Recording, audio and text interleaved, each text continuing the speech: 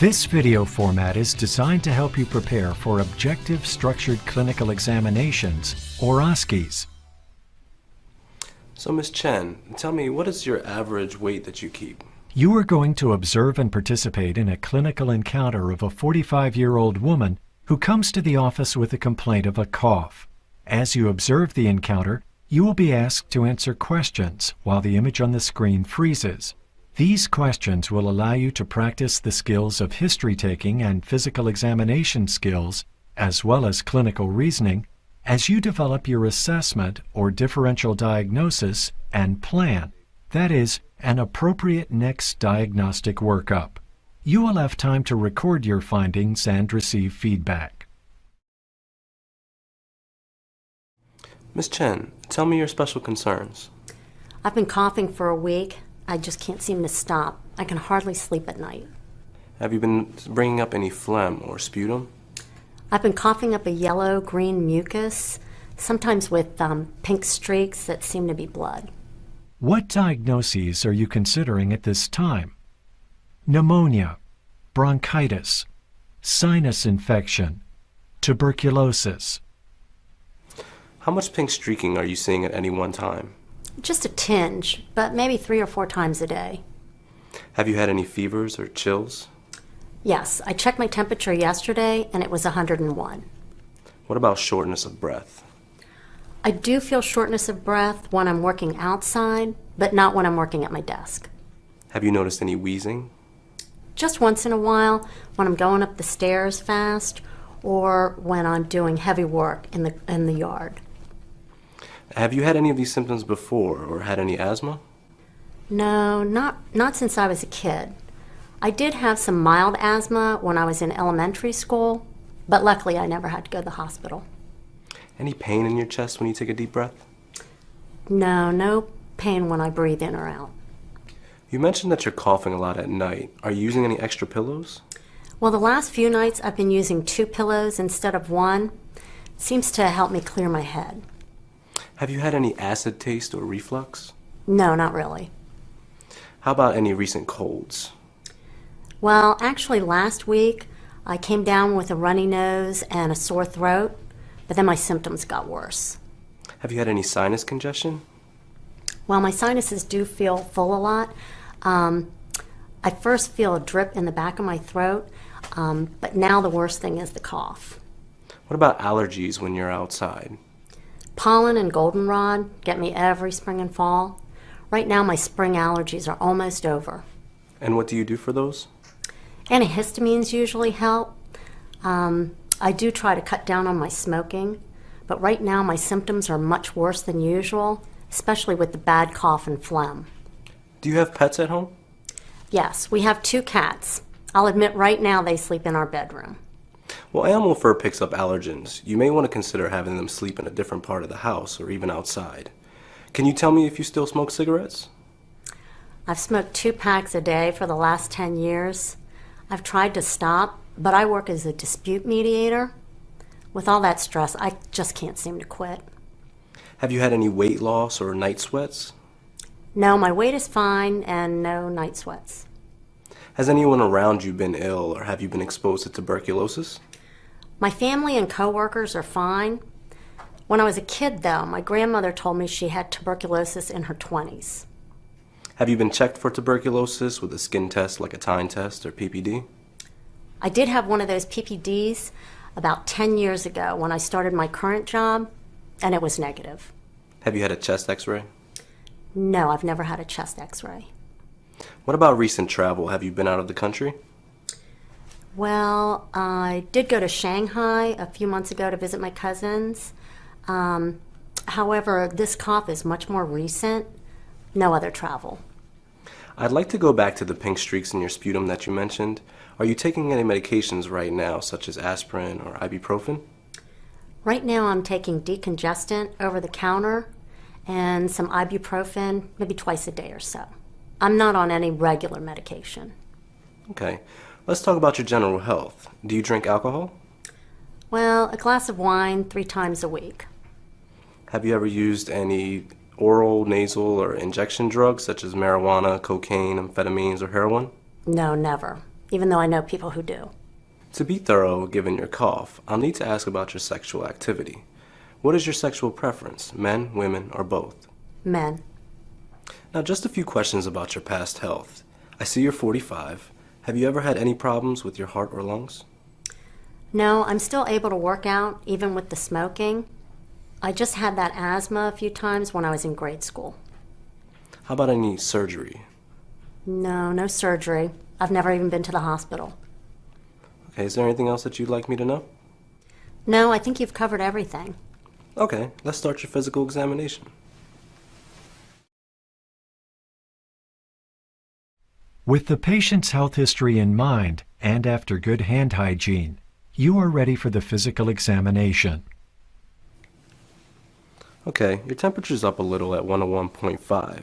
Your blood pressure's 130/88. Your heart rate's 100, and you're breathing at about 22 breaths a minute, which is higher than normal. What regions of the physical examination are important in this patient? Head and neck, heart and lungs, extremities. Okay, first I'd like to check your head and neck. Examine the ears. Palpate the sinuses.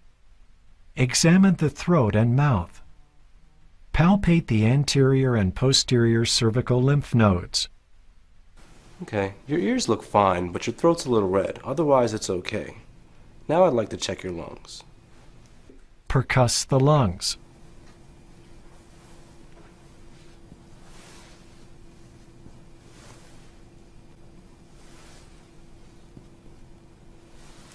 There's some dullness here over the base of your left lung.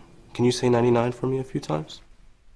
Palpate for tactile fremitus. Auscultate the lungs.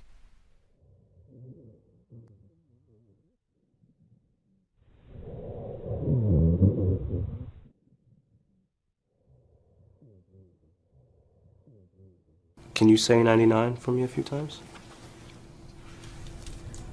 99. Listen for bronchophony, or louder transmitted voice sounds, which are abnormal. Good, now can you whisper the number 99? 99. Listen for whispered pectoriloquy, or louder whispered sounds, which are abnormal. Okay. Can you say the letter E for me 2 or 3 times? E. Listen for egophony, or E to A changes, which are abnormal. Okay, you could stop. How am I doing? I'm hearing some changes from consolidation in your left lower lung. Let's continue the examination and then we could talk more. Can you lie back for me? Auscultate the anterior chest. Check the neck veins for jugular venous pressure. Palpate the carotid upstroke and listen for bruits. Listen to the heart in the 6 positions. Listen to the abdomen. Palpate the abdomen. Inspect and palpate the calves and ankles for tenderness and swelling.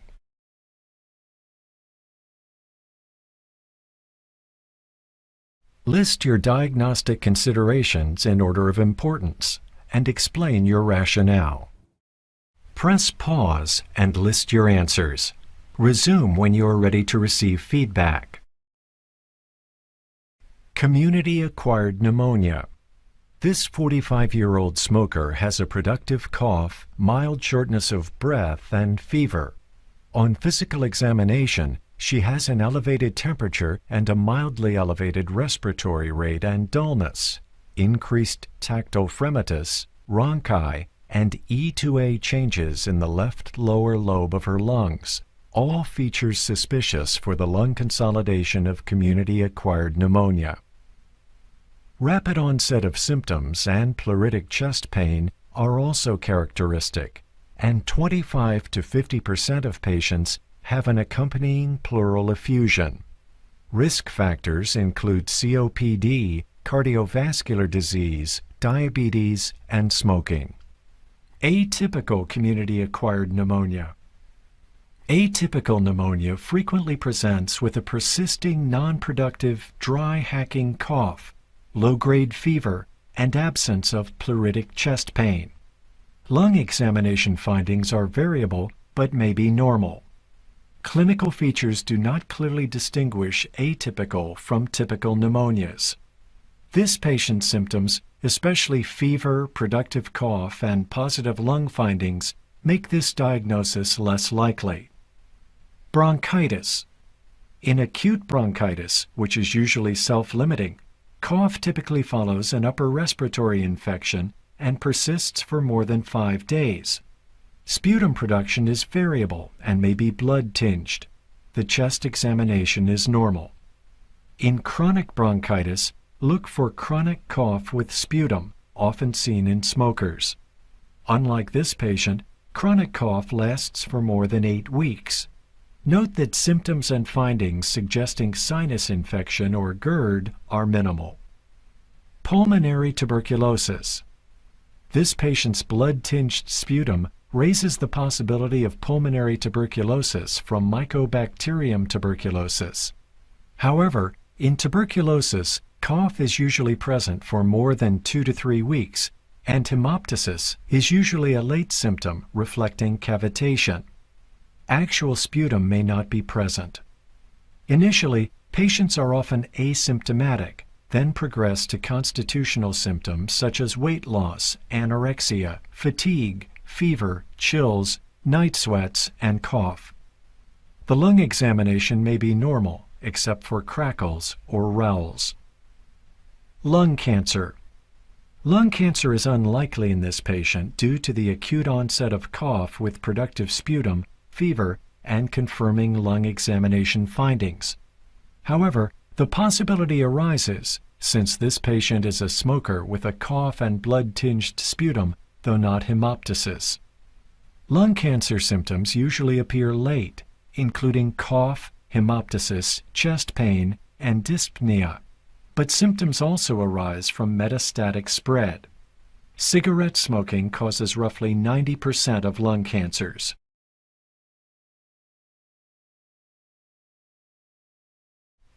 List 5 next steps in your diagnostic workup. Press pause and list your answers.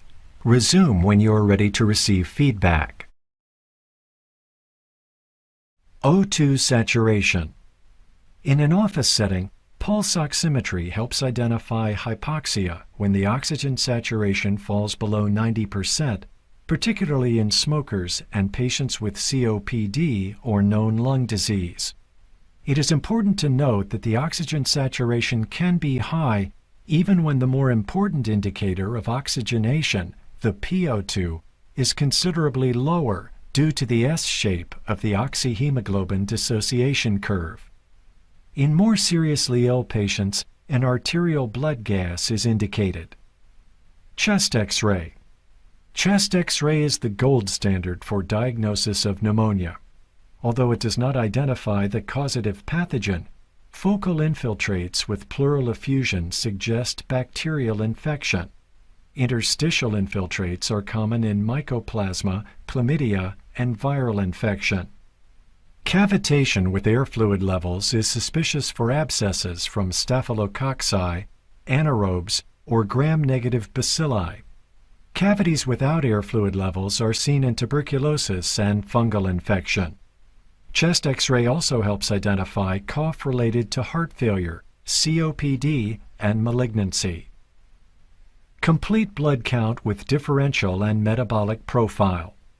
These standard tests identify the rise in white blood cell count and neutrophils, elevation of CO2, anemia, and renal and liver disease that influence antibiotic therapy. Sputum culture and gram stain. Collecting a sputum culture and gram stain before starting therapy is controversial, but can help guide therapy in severely ill patients. Blood cultures. Blood cultures and urine testing for Legionella and pneumococcal antigens are recommended for patients with severe pneumonia.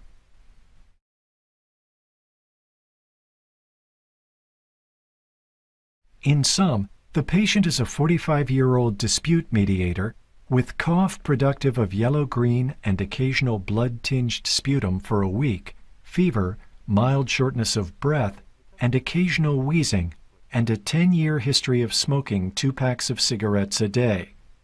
There is a remote history of travel and TB exposure, which do not contribute to the current clinical presentation. On examination, her temperature is 101.5, blood pressure 130/88, heart rate 100, and respiratory rate 22.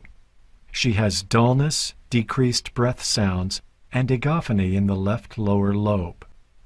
Diagnostic considerations include community-acquired pneumonia, which is most likely, atypical community-acquired pneumonia, acute bronchitis, pulmonary tuberculosis, and lung cancer. The diagnostic workup includes O2 saturation, chest X-ray, CBCD and metabolic profile, sputum culture and gram stain, and blood cultures.